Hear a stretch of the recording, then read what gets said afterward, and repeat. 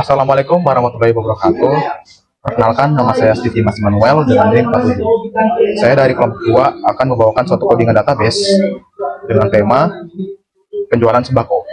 Jadi, pada bagian awal program, saya mengimpor library MySQL Connector untuk menghubungkan Python dengan database MySQL, serta dari datetime untuk mengelola data tanggal jika diperlukan. Selanjutnya, program membuat koneksi database penjual sembako yang berada di localhost dengan user root. Koneksi ini disimpan dengan variabel db.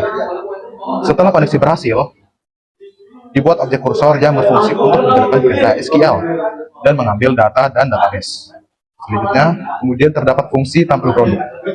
Fungsi ini digunakan untuk menampilkan seluruh data produk yang tersimpan di database.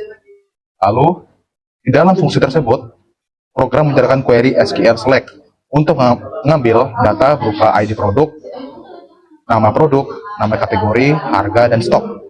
Selanjutnya query. Query itu menggunakan join untuk menggabungkan tabel produk dan tabel kategori berdasarkan ID kategori, sehingga nama kategori yang dapat ditampilkan bersama data produk. Lalu hasil query kemudian diambil menggunakan fetch dan disimpan ke dalam variabel data. Bagian terakhir yaitu program melakukan pengulangan for untuk menampilkan setiap data produk dalam format yang lebih mudah dibaca, yaitu ID, nama produk, kategori, harga, dan stok. Oke, mengenai selanjutnya akan dijelaskan oleh teman saya nanti. Assalamualaikum warahmatullahi wabarakatuh. Perkenalkan, nama saya Muhammad Reza Aulia Rahman dari NIM 69. Di sini saya akan menjelaskan codingan yang habis dibahas oleh Steve. Di sini ada def tambah pelanggan. Fungsi ini digunakan untuk menambahkan data pelanggan baru ke dalam tabel pelanggan pada database. Terus di sini ada nama input. Di sini program meminta pengguna memasukkan data pelanggan berupa nama, alamat, dan nomor telepon. Terus di bagian SQL yang tanda petik 3 ini menyimpan perintah SQL untuk menambahkan data ke tabel pelanggan. Terus tanda %s digunakan sebagai placeholder untuk nilai yang akan diisi. Terus di sini yang file, nama, alamat, telepon itu untuk menyimpan data input pengguna ke dalam sebuah tabel. Terus yang cursor execute SQL file itu menjalankan perintah SQL dengan memasukkan nilai yang ada pada variabel file yang ini. Terus yang db commit itu untuk menyimpan perubahan ke database secara permanen. Terus yang print data pelanggan berhasil ditambah itu cuma untuk menampilkan pesan bahwa data pelanggan itu berhasil disimpan. Terus di sini ada fungsi transaksi, def transaksi. Fungsi ini digunakan untuk membuat transaksi baru pada tabel transaksi. Di sini ada ID pelanggan sama dengan int input ID pelanggan. Itu untuk meminta pengguna memasukkan ID pelanggan yang akan melakukan transaksi. Di sini ada perintah SQL untuk menambahkan data transaksi baru. Data yang disimpan meliputi tanggal, ID pelanggan, dan total transaksi. Di sini ada file date today ID underscore pelanggan. Itu untuk membuat data yang akan dimasukkan date.today ini tanggal saat ini. ID underscore pelanggan itu untuk ID pelanggan yang dimasukkan. Terus angka 0 itu total transaksi, sementara diisi 0 karena barang belum ditambahkan. Terus yang cursor.execute itu untuk menjalankan perintah SQL untuk menyimpan transaksi baru. Terus db commit menyimpan perubahan data ke database. ID underscore transaksi sama dengan cursor.last with itu untuk mengambil ID transaksi yang baru saja dibuat secara otomatis oleh database atau auto increment.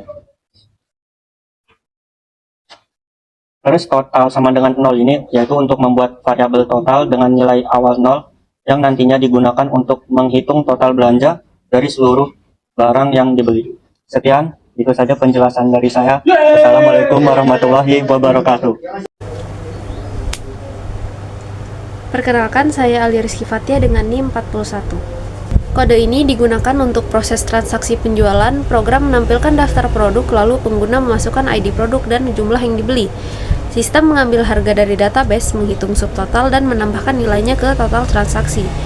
Data pembelian kemudian disimpan ke tabel detail transaksi. Setelah itu stok produk diperbarui dengan mengurangi jumlah barang yang terjual. Semua perubahan disimpan ke database menggunakan commit. Proses ini dapat diulang untuk menambahkan beberapa produk hingga pengguna memilih berhenti. Perkenalkan, nama saya Raki Febriana dengan NIM 54. Di sini saya akan jelaskan di bagian sini sampai bagian sini. Ini supaya mengubah nilai kolom total pada label transaksi berdasarkan ID transaksi tertentu. Terus yang ini untuk menyimpan perubahan tersebut secara permanen ke dalam database. Terus yang ini dengan biasa untuk mencetak, untuk mengambil tes jumlah total belanja yang baru saja diperbarui ke layar. Terus di bagian paling sini adalah bagian mendefinisikan sebuah fungsi bernama laporan, buka kurung, tutup kurung, untuk mengambil dan menampilkan data dari database.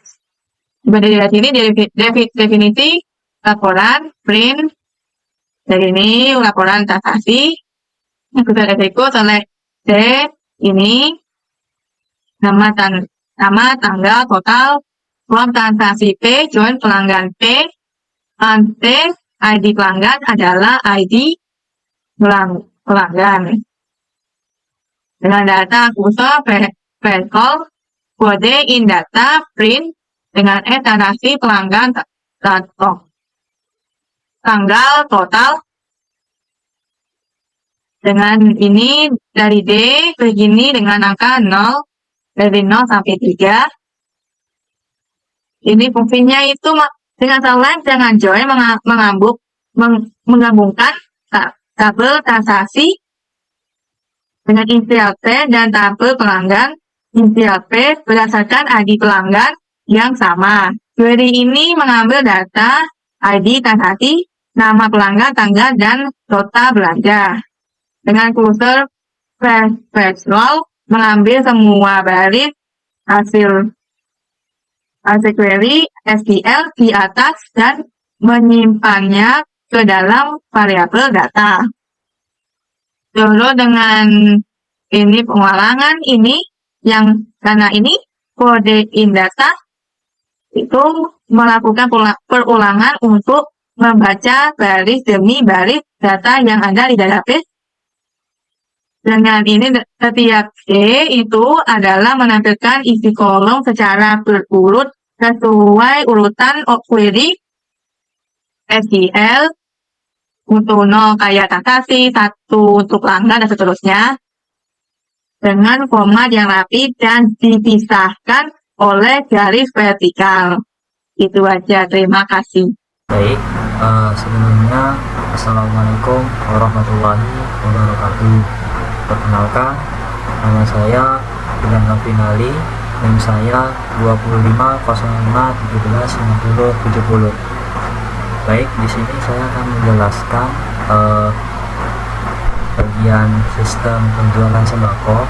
Yang pertama itu kita menuliskan semua print.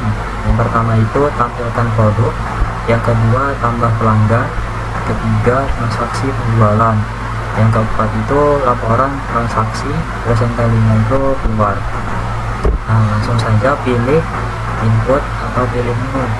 If pilih nomor 1 itu tampilkan produk, yang kedua tambah pelanggan, terus yang ketiga itu transaksi, terus yang keempat itu adalah laporan, yang terakhir itu program selesai, print.